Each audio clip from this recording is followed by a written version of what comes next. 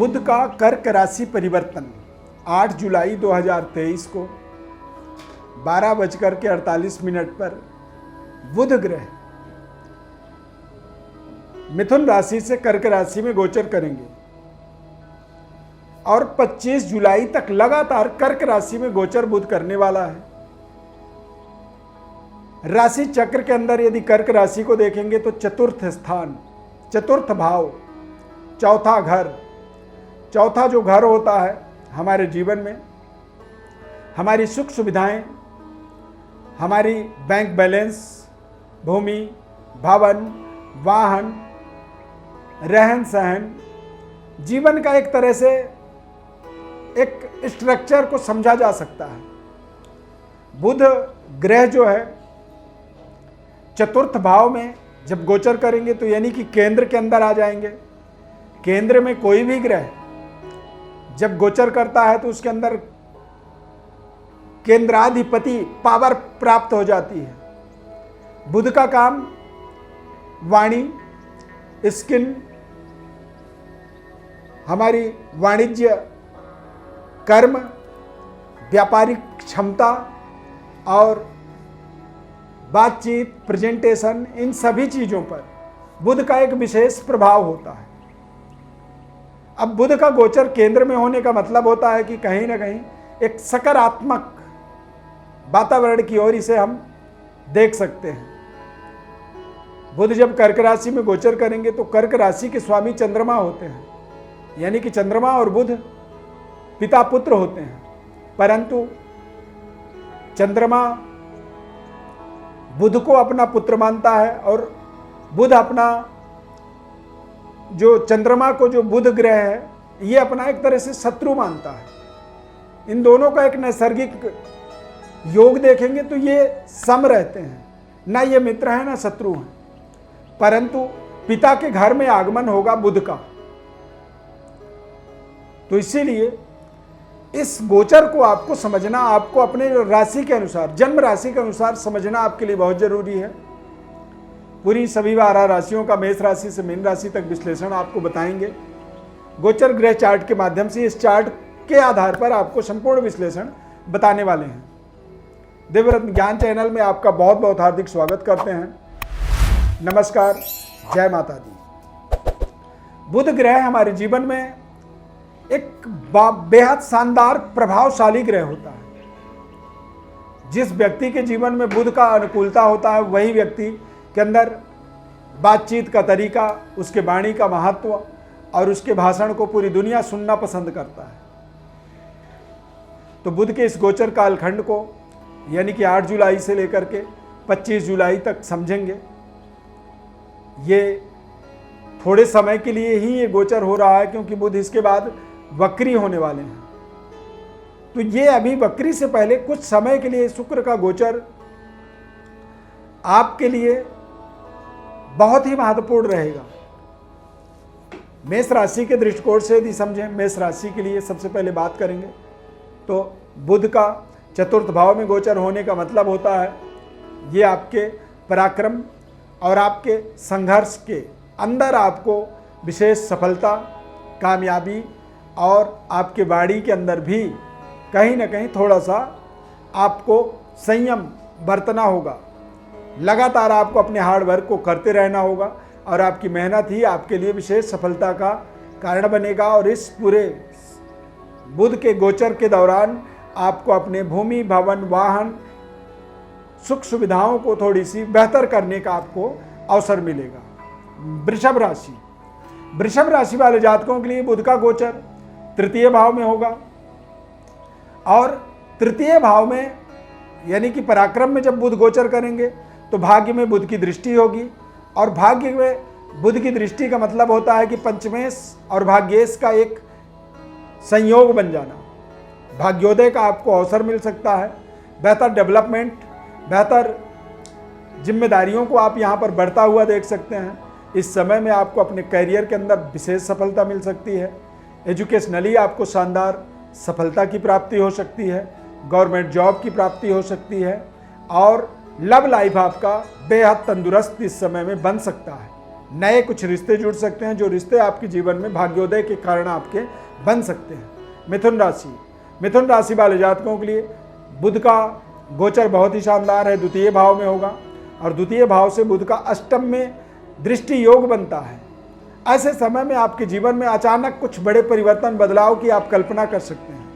बातचीत का दायरा थोड़ा सा आपको संतुलित रखना चाहिए। परिवार के अंदर सामंजस्य, तालमेल बना रहे, इस बात का आपको ध्यान रखना होगा।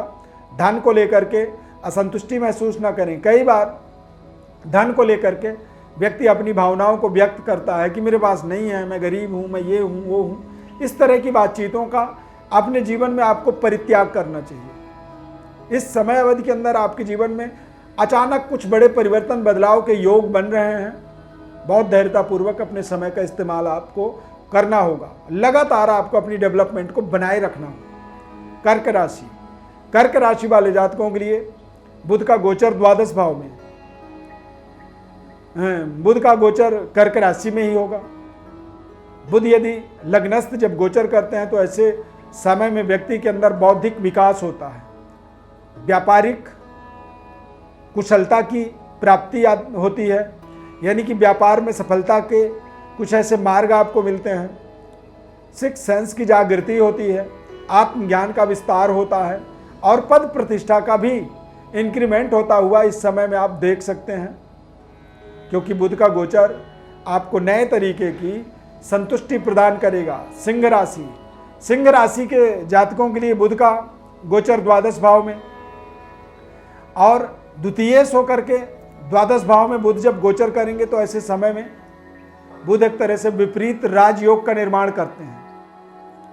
विपरीत राजयोग में हमें अचानक हमारे तमाम तरह की जो सुविधाएं, जो सफलताएं हमसे दूर हो रही थी, वो धीरे धीरे हमारे साथ फिर कनेक्ट होते हैं। इसमें सबसे बड़ा जो कारण होता है वो कारण होता है वाणी, बातचीत का एक दायरा, हमारी डील करने की जो पावर होती है वो फिर से इंक्रीज होती है। हमें अपने गलतियों को समझने का, पढ़ने का हमें अवसर मिल जाता है। क्यों? क्योंकि बुध जो है विपरीत राजयोग का निर्माण कर देता है। विपरीत राजयोग कब बनता है?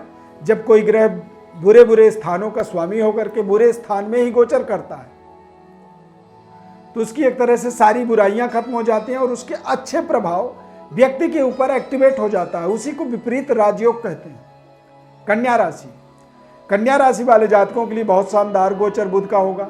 लाभ स्थान पर गोचर होगा, यानी धन को लेकर के जो भी प्रोजेक्ट आपके अटक गए थे, रुक गए थे, वो सब सफल होंगे।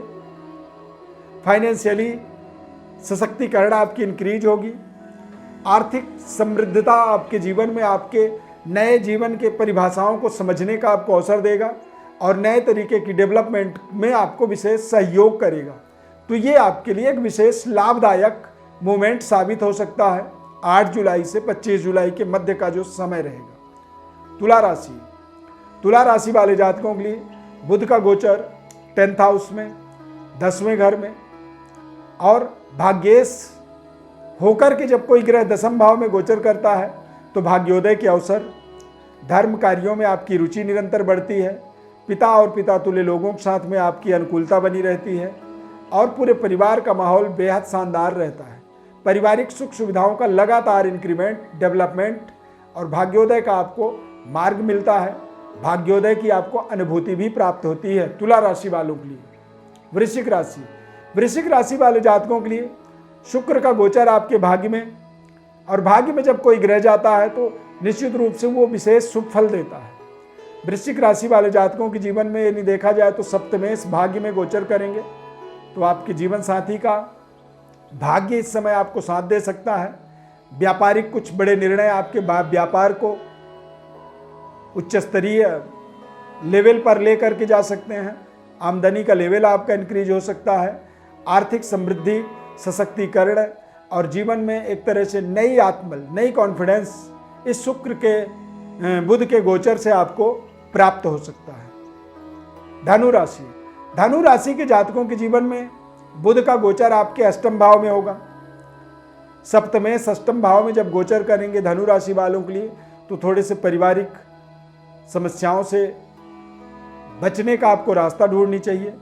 व्यापार के अंदर पूरी जिम्मेदारी से व्यापारिक रख रखाव का ध्यान रखना होगा और अपने आसपास के वातावरण को सकारात्मक बनाए रखने के लिए बचना, संभलना और किसी को बिना मांगे एडवाइस देने से बचना आपके लिए बहुत ज़रूरी रहेगा। अपने कार्यों के अंदर कुछ बड़े निर्णय करने के लिए आप किसी अच्छे सलाहकार का सहयोग ले सकते हैं।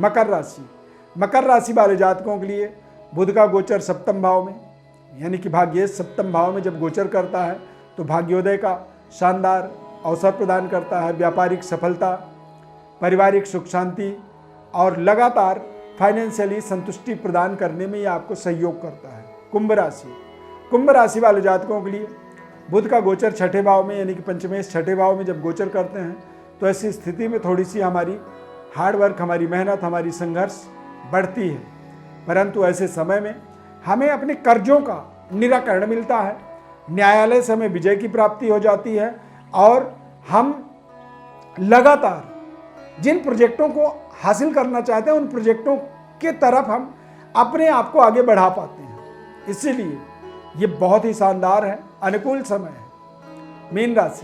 मीन राशि वाले जातकों के लिए बुध का गोचर पंचम भाव में होगा और सप्तमेश पंचम भाव में जब गोचर करता है तो ऐसे समय में आपके रिश्ते बेहतर हो सकते हैं, कुछ नए रिश्ते आपके जुड़ सकते हैं, नए तरीके की आपके करियर में आपको सफलता प्राप्त हो सकती है या फिर जॉब में बड़े परिवर्तन के लिए आप मेहनत कर रहे थे वो परिवर्तन संभव है इस समय में हो जाए।